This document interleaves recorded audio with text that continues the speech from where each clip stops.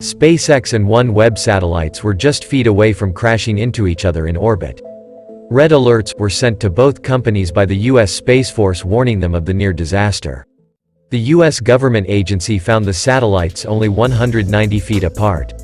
SpaceX and OneWeb satellites were dangerously close to colliding with each other in orbit. It was the first known crash avoidance incident for the two companies as they tried to grow their new broadband-beaming networks in space. The event occurred after OneWeb blasted a new batch of 36 satellites into orbit and had to dodge through an array of Starlinks to reach its targeted orbit. The outlet said, red alerts were sent from the U.S. Space Force 18th Space Control Squadron to both companies. The U.S. government agency found the satellites only 190 feet apart. A collision would have sent hundreds more pieces of debris flying around space. This could potentially also have led to further collisions with other nearby objects.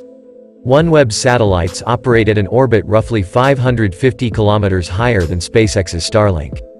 This means OneWeb's constellation must pass through SpaceX's sea of satellites. As both teams tried to coordinate, it was discovered that SpaceX disabled its automated AI-powered collision avoidance system to give OneWeb the opportunity to drive its satellite out of the way, according to Chris McLaughlin, Chief of Government, Regulation, and Engagement at OneWeb. McLaughlin spoke to Insider's Kate Duffy last week to discuss OneWeb's strategy.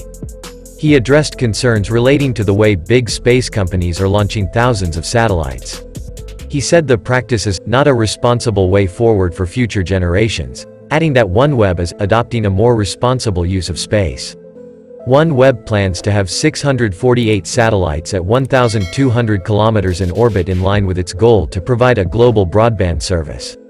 The company's most recent launch on March 25 took it up to 146 satellites.